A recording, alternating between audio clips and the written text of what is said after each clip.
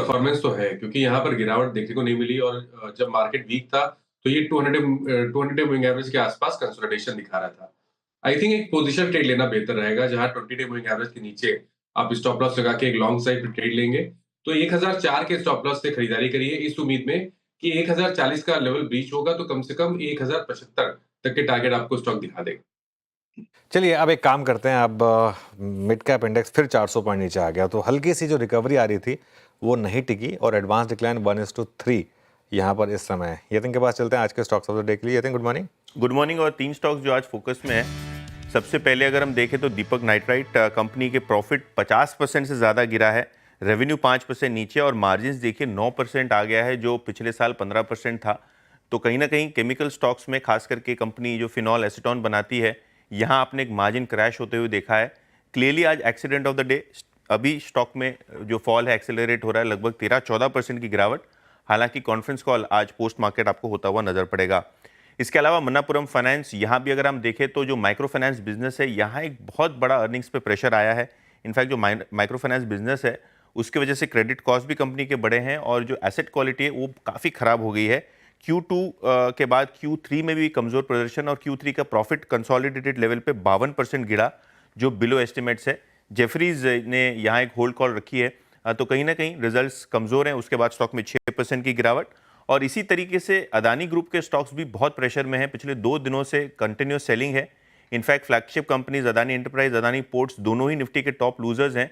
और yesterday Adani green ने भी अनाउंसमेंट किया कि श्रीलंका का जो विंड प्रोजेक्ट है उससे वो विड्रॉ कर रहे हैं। तो ओवरऑल पूरा का पूरा अदानी ग्रुप आपको प्रेशर में दिखाई पड़ रहा है। बिल्कुल, पूरा का पूरा अदानी ग्रुप प्रेशर में है। यतिन, बहुत बहुत शुक्रिया। तो ये कुछ आज के स्टॉक्स जहाँ पर प्रेशर है। एक बार ओला इलेक्ट्रिक लेकर आइए। अब जरा ओला इलेक्ट्रिक अब 62 पर आपको ट्रेड करता हुआ दिखाई देगा और ये शायद इसका एक फ्रेश 52 वीक लो होगा। आई थिंक ये स्टॉक का अब तक का प्रिवेलिंग 52 वीक लो परसों था 63.3, अब इसके नीचे आया 62.47, फ्रेश 52 वीक लो। गाबा सर, वैसे ट्रेडिंग हिस्ट्री तो बहुत ज़्यादा नहीं है इसकी, लेकिन फिर भी टेक्निकली चार्टिकली लग कैसा रहा है स्टॉक? वीक, बहुत वीक। हम नॉर्मली कहते हैं कि मैंने न्यू लोएस्ट में नो लोएस्ट लो, कहां तक नीचे फ्लोर लगाने की जरूरत नहीं है, तो और भी नीचे जा सकता है क्योंकि लिस्टिंग के नीचे ही ट्रेड कर रहा है। वीकनेस, जिसने भी खरीदा है लिस्टिंग के बाद आज नुकसान में बैठे, तो वो अब निकलने की कोशिश करेंगे। कहां जाएगा कहना मुश्किल है, बट इट्स लो डाउन। बिल्कुल, और ये थोड़ा सा मैं इसलिए भी डिसअपॉइंटेड हूँ इसमें वीरो, क्योंकि देखिए एक चाहे ओला हो चाहे जोमेटो हो, जोमेटो खैर फिर भी थोड़ा अलग कैटेगरी में आ गया क्योंकि वो अब पोस्ट आईपीओ भी लोगों को थोड़ा पैसा बना के दे रहा है। लेकिन जब होम ग्रोन एंटरप्रेन्योर्स आते हैं और उनके स्टॉक्स में लोग पैसा लगाते हैं और उसके बाद जिस तरीके से अगर पैसा टूटता है तो थोड़ा सा पेन आता है। इसके अलावा आप देखिए स्विगी, फॉर एग्जांपल, स्विगी की हमने लगातार बात की है, वो भी इस कैटेगरी में आएगा क्योंकि बहुत लोगों ने बहुत कॉन्फिडेंस के साथ पैसा लगाया होगा कि होम ग्रोन ब्रांड है, चलिए हम इससे पैसा लगाते हैं। एक और एग्जांपल मैं दे रहा हूँ होनासा का, एक बार होनासा लेकर आइए देखिए। और ये आई थिंक सबक है उन सब के लिए।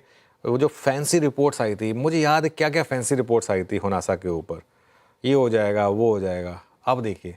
अच्छा, एक और चीज़ आपको बताऊँ मैं, अब आपको होनासा की मैनेजमेंट कहीं नज़र आती है?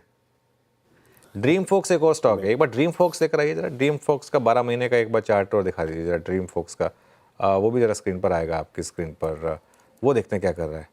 वो जो आईपीओ के टाइम पे जो मैनेजमेंट इतना हर प्लेटफॉर्म पे दिखाई देते थे, वो आजकल दिखाई देते हैं क्या आपको वीरू? नहीं दिखाई दे रहे ना?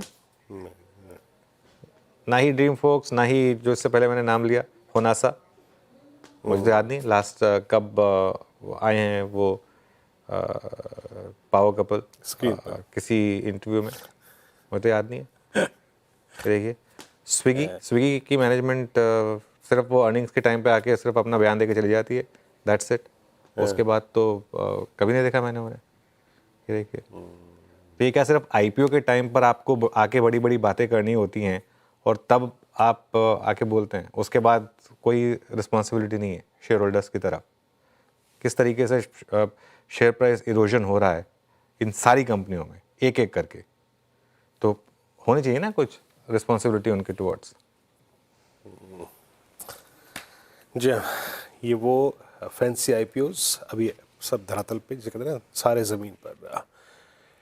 अब स्क्रीन पे ट्रेड करने लायक कुछ है क्या? No, nothing as of now.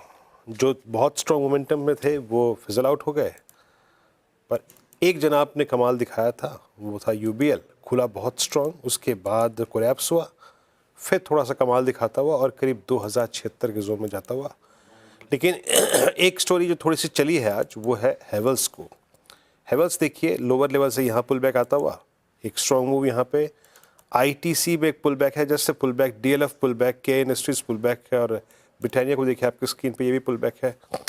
कोई बहुत अच्छा लॉजिकल स्ट्रॉन्ग एक भी अगर आप देखें आज सुबह से स्टॉक नहीं मिला।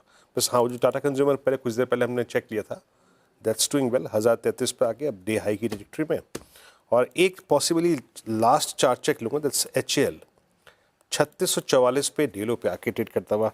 मानस, इस पे आपका टेक? 10 डे में भी क्रॉस नहीं हुआ ऊपर की तरफ? देखिए यहाँ पर वीकनेस तो है, क्योंकि 10 डे 20 डे मूविंग एवरेज पे स्टॉक लगातार रेजिस्टेंस फेस कर रहा है। तो खरीदारी करने के लिए कम से कम 3800 के लेवल को ब्रेक करना जरूरी है। उसके ऊपर जाए तभी खरीदारी करें, उससे पहले खरीदारी ना करें। नीचे की तरफ की अगर बात करें तो अब अगर ये 3600 रुपए के नीचे ट्रेड करेगा तो पिछला स्विंग लो जो कि 3475 है, उसको टेस्ट करने की वापस कोशिश करेगा। चलिए अब एक काम करते हैं, इस शो को यहीं समेटेंगे, हमारे पैनल को स्क्रीन पर रखिए। शिल्पा जी और राजेश जी अगले शो के लिए हमारे साथ बने रहेंगे। गाबा सर, मानस जी, अमर जी, अमित सेठ जी और चंदन जी, आप सबका बहुत बहुत शुक्रिया। एक छोटा सा ब्रेक लेकर वीरू और मैं लौटेंगे 10 के दमदार ट्रेड्स में।